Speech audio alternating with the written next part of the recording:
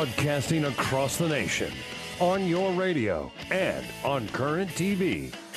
This is The Bill Press Show. George Zimmerman walks free.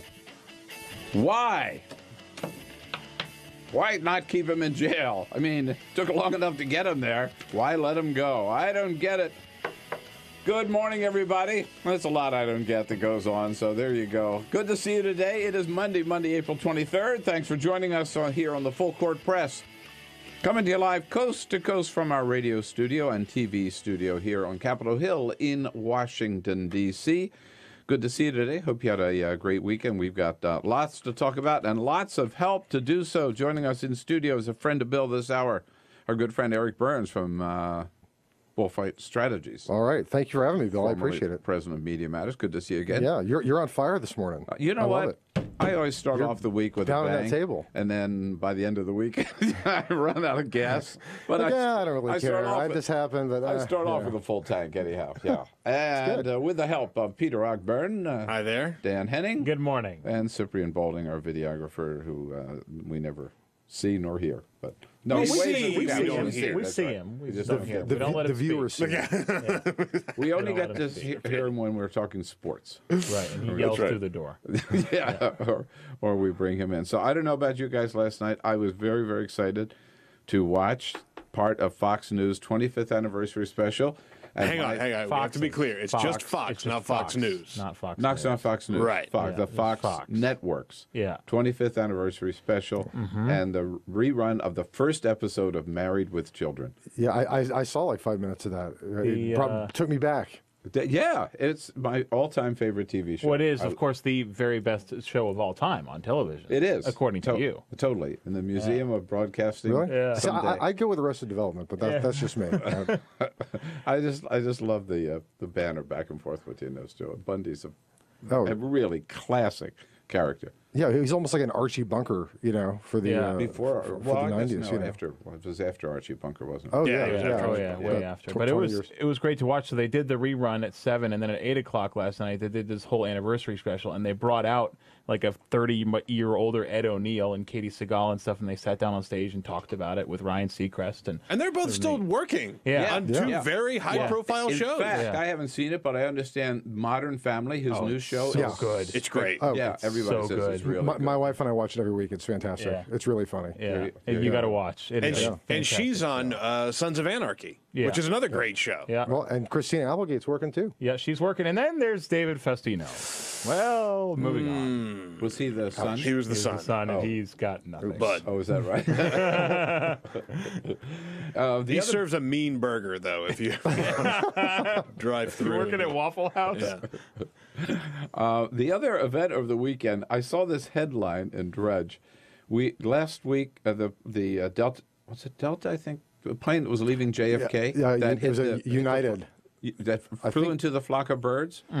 Oh, I thought that was the wing clip you were talking about. There were so many that- aviation. I know, right. No, this flew into the flock of birds and then turned around and came back to this incredibly cool, as a cucumber pilot, right? It said, we were just hit by a flock of birds. We're going to have to turn around and come back. Well, it happened with Air Force Two coming into Santa Barbara over the weekend. Here is the cool pilot of Air Force Two. Santa Barbara Tower, good evening. Air Force 2, 2 miles from Nabs, gear down, full stop, runway 7. Air Force 2, Santa Barbara Tower, good evening, wind is 090 at 5, runway 7, clear land, traffic helicopter remaining north of runway 7 all times. Clear land, runway 7, Air Force 2.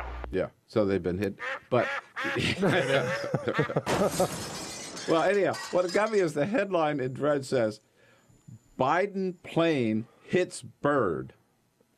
I think it was the bird that hit the plane. Yeah, it seems to me. Right. Don't you think? I mean, it's sort of like the way the headline is that they were chasing the bird. You know what I mean? Trying to kill it. I'll get that damn bird. Got him. I'm sure we'll hear some commentary from like Rush Limbaugh and Hannity about how Biden hates birds and Oh, and freedom. But that's a scary thing, man. Bird strike is serious. I mean, no, that's it is serious. you wouldn't think it would be with those giant engines, but apparently those birds gum up the works. But think about, like, a lot of these birds they're hitting are geese, big geese. And if you get, I don't know, what, a gaggle, I guess, of geese that are in the air, and you suck 5 or 6 of them, that's Yeah. That's a large hunk of animal that's being sucked into a jet Yeah, engine. a geese is not like a little mourning dove. I mean, a geese is like a 20-pound bird. Yeah, that would not be one of the announcements I would want to hear from the pilot. We've just hit a flock of birds. So This is your captain speaking. We have some bad news. We just run into a flock of birds. Also, Thanksgiving dinner is served. Smoke them if you got them. Exactly. We're going down. Your in-flight meal will be. Yeah, thank God nothing happened. Can I save this show? Yeah. Shut up. Somebody needs to. All right. With Eric in studio, we're going to be talking with Carl Davenport from National Journal. Sort of some spillover from Earth Day and why it wasn't more celebrated. And Eleanor Holmes Norton is going to be joining us. She's the one representative from the District of Columbia in Congress. She doesn't have a vote, but she's there fighting the good fight, being in studio with us next hour. But first... This is the Full Court Press. On this Monday, other headlines making news. In sports, a rare Honus Wagner baseball card sold at auction on Friday for $1.2 million. Jesus. The Associated Press reports a man from New Jersey bought it. It's a card from 1909. Honus Wagner mostly played for the Pittsburgh Pirates and was one of the first to be inducted into the Baseball Hall of Fame. The card was only one of about 200 that were produced. They were sold inside cigarette packs, but Wagner likely asked to have those cards pulled because he didn't want to encourage smoking, even though he chewed tobacco as he played. There are about 60 Honus Wagner cards left in the world. Wow. Do you ever collect baseball cards? No, I never did as a kid. I did, but yeah. My dad did as a kid, and he had some pretty amazing cards, and my grandfather threw them out when he went to college. Oh. My father never forgot it. Oh, yeah. I talked still about it have for a 30 years. huge collection of very valuable baseball cards. I figure, what am I going to do with them? Very valuable. No, I absolutely do. I guess my Mark McGwire rookie card isn't quite worth what it used to be since he's a cheater. I have a coin Honus collection. Wagner? I don't have any Honus Wagners. Oh, Honus Wagner. If your name is Meta World Peace, you would think you wouldn't get ejected from a basketball game for a violent action, but that's exactly what happened to the LA Lakers player yesterday. He beat his chest in celebration after making a slam dunk and elbowed Oklahoma City Thunder player James Harden in the head. In the process, Harden left the game with a concussion. World Peace, who was born with the name Ron Artest. Yeah, you'll remember Ron He Artest. changed his name. He was ejected, to ESPN reports. He did later apologize on Twitter, saying he was watching the play again and admitted his celebration was excessive, and he hoped that Harden would be okay. Now, is the NBA going to make him change his name? Because when I read that story, is the first thing I thought. I'm like, this guy cannot keep Meta World Peace. He's had it since last September. Who ended up winning that game? Oklahoma City or The Lakers. The Lakers. The The Lakers double overtime. Yeah. And more names announced on the White House Correspondents' Dinner guest list. God. USA Today announcing that Martha Stewart will be sitting at one of its tables, along with Kelly Ripa and Mark Consuelos. Well, that's a big one. Dinner is this Saturday night. Jimmy Kimmel, the headliner, president, will be there. So will Bill Press. I will not be, but I will be trying to get. I will be at some of the after parties. I'm hoping. So yeah. All right, good. Yeah. Well, I may get some autographs. And I'm a little bitter about it. Let me know if you run into Martha Stewart. I will. I'll get some home decorating tips for you. How would you like to serve a massive hotel meal and have Martha Stewart sitting there saying, "What's this crap?" Sitting there in quiet judgment. Eric Burns, so much to talk about. So I was on Reliable Sources with Howie Kurtz on CNN yesterday, and of course we had to talk about the biggest story in American politics today, and that is Doggate. Oh yes, we're calling it. Yeah, I was having some dog this morning before I came over. I mean, first of all, what I don't understand is why is the Romney campaign? Why did they still try to defend putting Seamus on top of the car? I don't know. I'm sure you heard this before, and our listeners might have, but just in case, this is Diane Sawyer interviewing Mitt and Ann together, Romney. And the question, of course, is would you do this all over again, given all the grief that you got for putting Seamus on top of the car? Certainly not with the attention it's received. You said it was the most wounding thing in the campaign It's crazy. so far. The dog loved it. But the dog got sick, right? Once. We traveled all the time, and he ate the turkey on the counter. I mean, he had the runs. Oh my! Thank you. Ann, they did tie him. If I recall, they tied him to the top of the car for a road trip. As I read, in the kennel, he was in the kennel, but then the kennel was strapped down. But first of all, she indicates that they did it more than once. Yes. And Regular she's practice. defending it. And she says the dog loved it. Here's what I don't understand, Eric. Why don't they just say, you know what? We've all done some dumb things in our life. Yeah. That was a different time, and certainly I wouldn't do that again. Yeah. In hindsight, end of story. Perhaps right? not. Yeah. Well, especially after coming off of a week, I mean, it got drowned out by all the Hillary Rosen nonsense. But that week, her birthday party was hosted by, I can't remember his name, but a guy who had been arrested for for killing and barbecuing a dog. Well, and I thought, man, he was involved with it. I don't think he was arrested, right? But but the idea of defending it. So then, not only do they defend it, but then they come out and say, "Oh yeah, but that's not as bad as what Obama did." Yeah, which is just ridiculous. I mean, this is a man who is a young boy, was given ate dog in cultures where that's actually that happens. It's normal. Culture. He's that's 6 years old. Is he 6 years old? His stepfather says, "We're going to try a little dog. We're going to try a little tiger. We're going to try a little snake." His stepfather was into this. Some branch of Islam which believes that you inherit the qualities of the animal that you eat, whatever. What's he supposed to do? At 6 years old, say, "No, I'm going to run for president of the United States someday." So, well, and if he'd done that, they'd be going after him for that too. The idea that the actions of a grown-up man in America, yes, right, could be compared to a 6-year-old in Indonesia. It's absurd.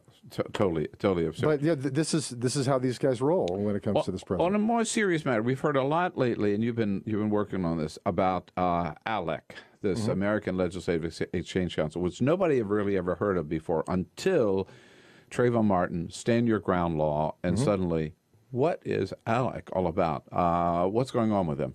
Well, I mean, look, it's Common Cause is a progressive organization that's been doing a lot of due diligence to kind of expose their ties to big corporate money, and I think that there's some real questions here about if they're really within the lines of their C3 charitable tax status, because one of the key elements of being a 501c3 is you're not supposed to lobby, and it seems like with the type of legislation that they've been pushing, and they've got really a network. All over the country, every time we see these coordinated bills coming out from the right, I mean, it's ALEC, I think, generally that's driving it. Some of the worst legislation we've seen. Yeah, the New York Times on Saturday, a big front page story, and the headline: "Nonprofit, meaning ALEC, acts as a stealth business lobbyist." So what they do is they get all these. This is, by the way, and I talk about funded by the Koch brothers, by the Obama hate machine, fronted by the Koch brothers. They get all these corporate money, and then they write model legislation. They get these state legislators, invite them to conferences, and they hand out these bills. Oh, you want to do something on immigration? All the anti-immigrant legislation, Arizona, Alabama, Georgia, all these other states, ALEC legislation. The Stand Your Ground laws. Kill at will laws, all ALEC legislation. The voter suppression laws in, I don't know how many, 20-some states, all written by ALEC. And they just hand them out, these legislators, state legislators, who are paid to go to these conferences, all expenses paid. They run home, introduce these bills, and it's all corporate. It's the corporate end run around lobbying laws. Absolutely. Well, and look, in a lot of cases, you have, like in the state of Virginia, the state was paying often for the ticket for these state legislators to go to these conferences. So it's it's a matter of not just the state forking out travel expenses, but then if you look at all the healthcare bills that have been introduced in various states that are going to have to be defended in court, that costs the taxpayers money, and it's really, really political. And I think one thing that the way I view ALEC as kind of a political strategist is that this is not. It's more than about legislation. It's about controlling the political climate, the political debate in a state, in a local market. If they can make the conversation about why African Americans shouldn't be able to go and vote without an ID because they want to suppress black voter turnout, and they frame the conversation in a way that they want to have it. It's beneficial to the Republican Party electorally, ultimately, because they're controlling the debate. Now, two things happened last week. One is many corporate, dozen or so, I guess, corporate sponsors, including Pepsi, Coca-Cola, I forget who the rest are, McDonald's, have dropped out, saying we didn't know our money was going to this kind of stuff. Not sure. They just got caught. And Alex said, we're going to stick to where we started under Koch brothers, which was environmental anti-regulation, pollute at will kind of stuff, and get away from the gun control and the. Now, is that going to? Is that enough for Alex? Destroying the EPA? I don't. I mean, look, that's been a great holy grail. From Tom DeLay ran for Congress on that the first time he ran back in the day, probably with ALEC legislation. Probably. I mean, likely. But is it enough for them? I don't think so. I mean, I think that this is a huge machine that's been really uncovered and brought to public light for the first time. And I don't believe that they're going to stick with that. What I love is the fact that this is not legislation that did this. These are good progressive organizations using the social media. Yes. Common Cause, People for the American Way, Color of Change. They've all exposed ALEC, brought them to light, and the corporations are saying, "Whoa, we don't want anything to do with that. We didn't know. We were somehow responsible for what happened to Trayvon Martin." 866-55-PRESS. You want to join the conversation? Eric Burns, Bullfight Strategies. It's bullfightstrategies.com.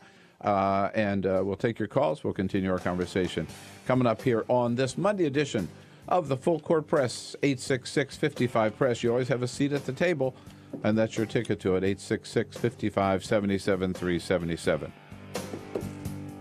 This is the Bill Press Show, live on your radio and Current TV.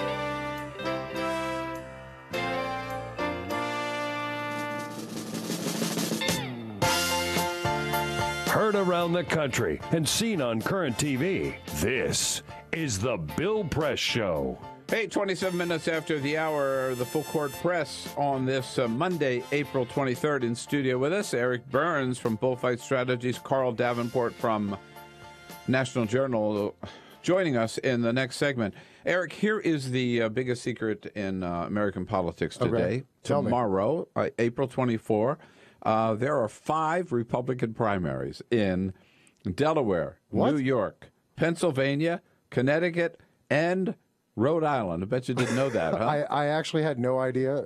After what this grueling, horrific bloodletting primary. After we have studied it and followed it rather step by step, I'll bet you the networks aren't even going to do anything tomorrow to have coverage tomorrow night. Why should they? Right? Newt will have a fit because he's out there, he's running around. He's stirring it up. This could be his chance, Bill. You never know. That's what Newt says, actually.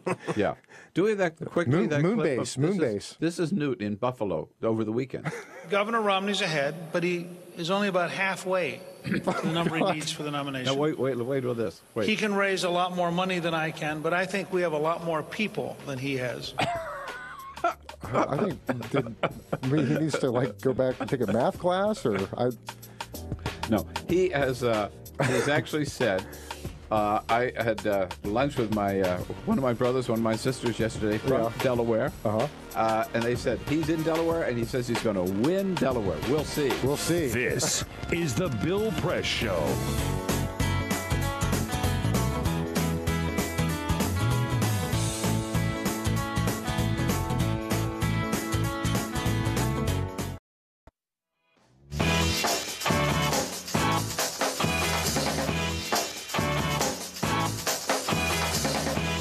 This is the Full Court Press, the Bill Press Show, live on your radio and on Current TV.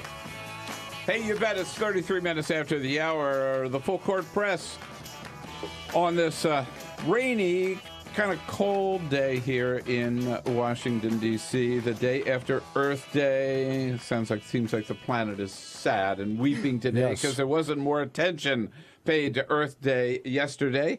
Eric Burns, friend of Bill, still in studio with us, where we are joined now by energy and environmental correspondent for the National Journal, Carl Davenport. Carl, welcome back. Thanks. It's good to be here. Good to see you. You had a big Earth Day. Why wasn't there more celebration this year of Earth Day? I think it's kind of fallen off the radar. Yeah. And you know, I mean, it was. I think the Earth is falling off the radar. So, I mean, certainly the environment as a political issue is. Well, it's a highly politicized issue, but I think it's something that sort of regular people don't really feel is invested in.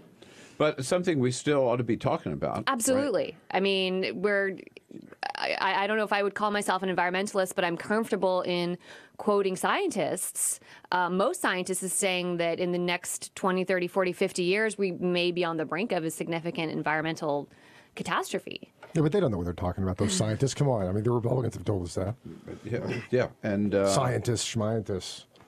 Scott Walker just signed legislation saying you can teach creationism in Wisconsin. I mean, so, yeah, evolution, why pay attention to scientists? Well, in light of that, this article in the Saturday New York Times really burned me. The headline is "No Place for Heated Opinion." So Discovery Channel has this new thing called The Frozen Planet. Peter, you were telling me you've been TiVoing this to watch it with your kids. Okay? Yeah. And it's very graphic stuff about it's real cold at both ends of the Earth, right? You know, up the north and in the south. But look what's happening. And the ice cap is melting, and the polar bears are losing their ice, and all these changes. And nowhere in this series does it talk about why. Does it talk about why? Now, what's going on when the Discovery Channel? I mean, here's a great opportunity to. Yeah, well, it's to tell the truth for one thing. It's not right? even an opportunity. It's it's only giving half the story. And so it's very surprising. I mean, what's the point of telling the story of this crisis that's happening if you don't then put together the pieces and then tell why? I mean, it's a 1-2 kind of A-B. Pretty simple equation. Alec Baldwin is the narrator. He says categorically, the ends of the Earth are changing, but the series never says why. That's really disappointing. And Alec Baldwin being involved too, as politically engaged as he is, I'm surprised to hear that he ended up, being the narrator there. Well, I'll tell you what, I don't know, but it seems irresponsible. They've got corporate sponsors, and the corporates. The one of two things: either the network is just gun shy, and they don't want any controversy, and they don't want anybody to be able to accuse them of being lefty, liberal, Al Gore kind of environmentalist, and or maybe both. They've got corporate sponsors who say we won't give you any money if you get into what's causing global warming. Well, that was surprising because the Times story does not get into that. They interviewed they talked to the producers at Discovery, and they said, well, we just don't want to get into anything controversial. And what's interesting about that is the issue of whether or not carbon dioxide emissions from fossil fuels trap heat inside the globe's atmosphere is not controversial. That's been known by, basic physics for over 100 years. And as recently as 2007 here in Washington, the debate had gotten to the point where this was, acknowledged at a bipartisan level.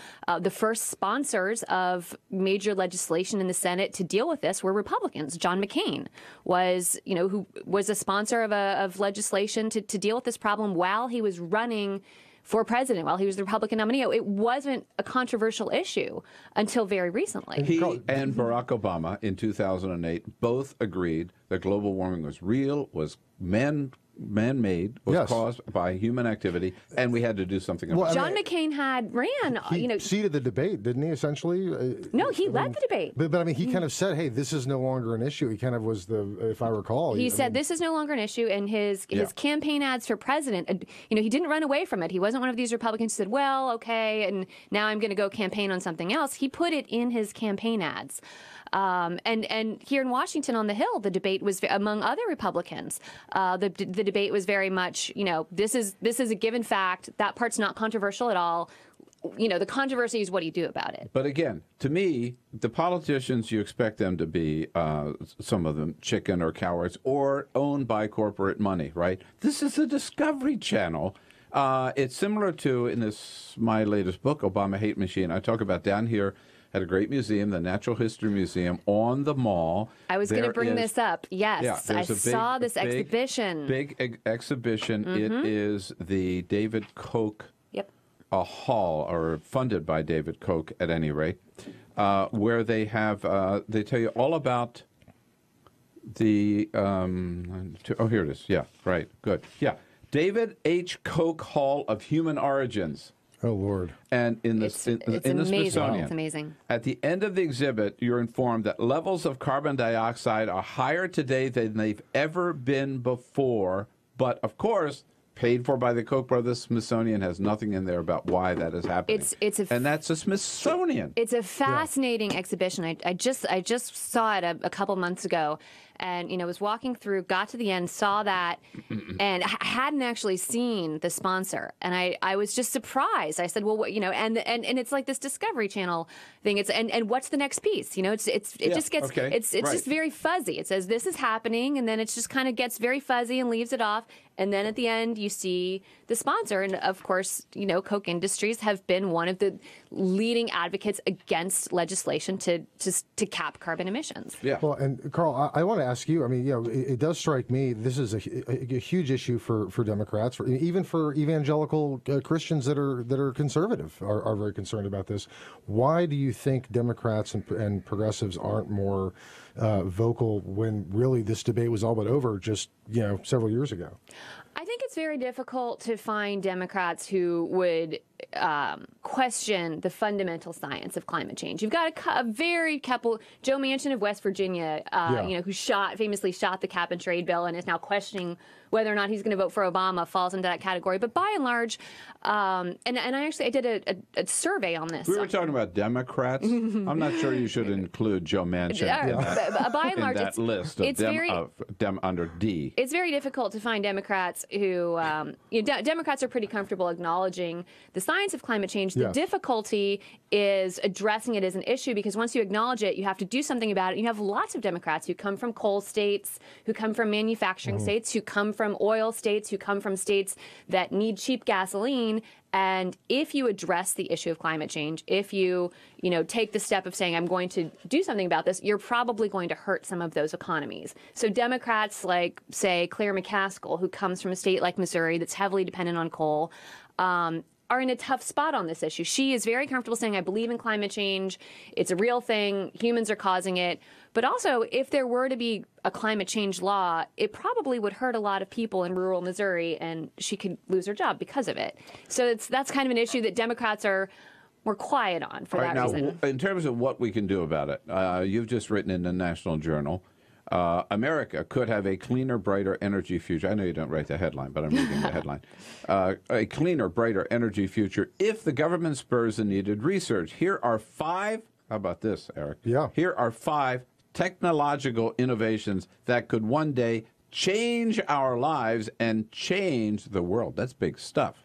So for Earth Day, you wrote this piece, like what?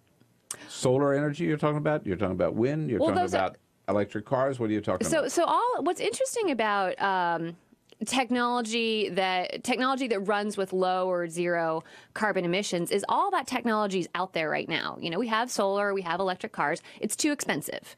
If I'm going to turn on my light bulb, I don't want to pay more for electricity that was more expensively generated with wind or solar. If I'm going to drive even to save the planet. Well, also, I don't really have a choice in that. My utility is going to make the choice what kind of electricity to purchase, and they're going to purchase the stuff that's the cheapest.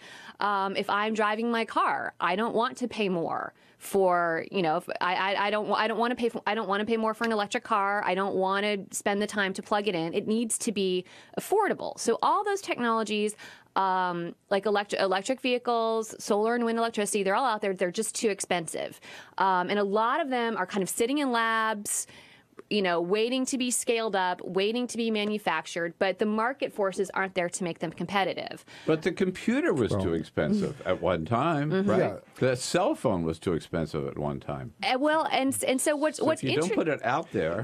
Well, I was going to say, it seems like there is a market for some of this, and I wonder to what extent there are market forces. There clearly is a consumer market for we look at the hybrid vehicles and how well they actually have done, despite everything that you just said, of course, being true.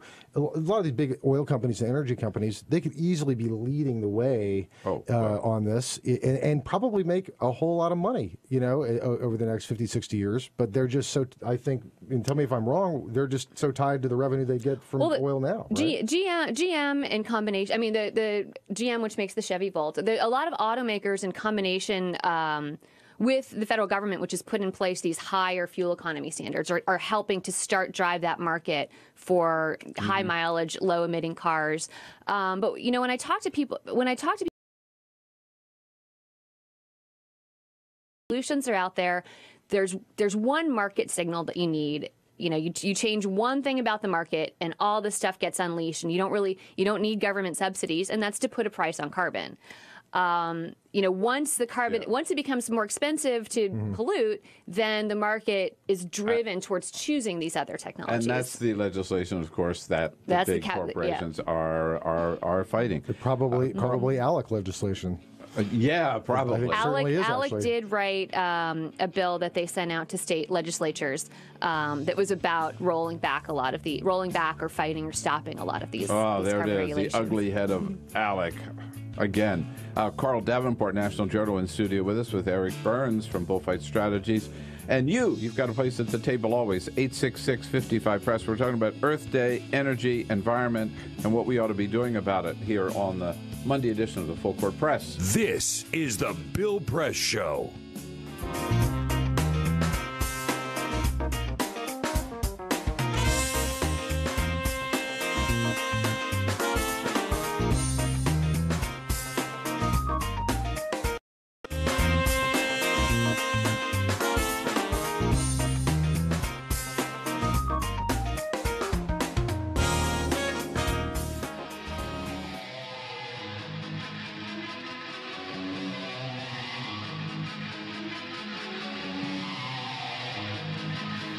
On your radio and on Current TV, this is the Bill Press Show.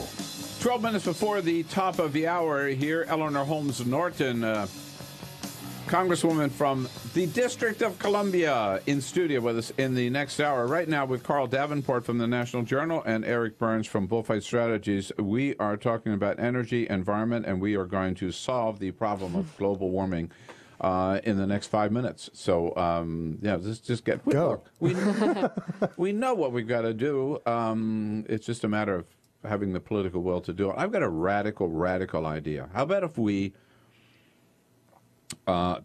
get rid of the subsidies going to the big oil companies and take that money and invest it in renewable energy? Well, Nancy Pelosi couldn't get that through the Democratic House. So I'd say, Democrats have been trying to do that for a long time. It's about $4 billion annually. Yeah. That's a huge amount of money. Could do a huge amount of good. It could do a huge, you just pay down the deficit with it. There's a lot of good things you could do with it. But you could invest it in these technologies we're talking about, like this, to bring the cost of the electric car down. And that's, the president has tried to do that. The Democrats in Congress have tried to do that. They have failed with a Republican House of Representatives. The oil lobby is so powerful that they've managed to keep that from happening. Although I will say, I think it's going to be on the table next year when they do corporate tax reform. Those tax breaks are going to be back on the table once again. All right, it might be a little harder. Here's another radical idea then, okay? How about, you look at so much of our technology we enjoy, starting with the computer, because the Pentagon, the military, put the initial money into developing the systems for national security purposes. What if the Pentagon started spending money on some of these new technologies? So the Pentagon is taking a tremendously active role in pursuing alternative energy technologies. They're not doing the research in the way that they did with the internet and that kind of thing. Yeah. What they're doing, and this has been driven since the Bush administration. The Pentagon's oil and fuel costs are through the roof. It costs the amount of money it costs to get a gallon of jet fuel or diesel fuel to the front lines of combat, to Iraq, to Afghanistan. the actual gallon of jet fuel can cost about $4 a gallon. It costs about $40 a gallon if you add in all the costs of getting it to the front line, not to mention the deaths. The fuel convoys traveling across the desert in Iraq and Afghanistan, people guarding those. We've seen hundreds of troops and contractor deaths.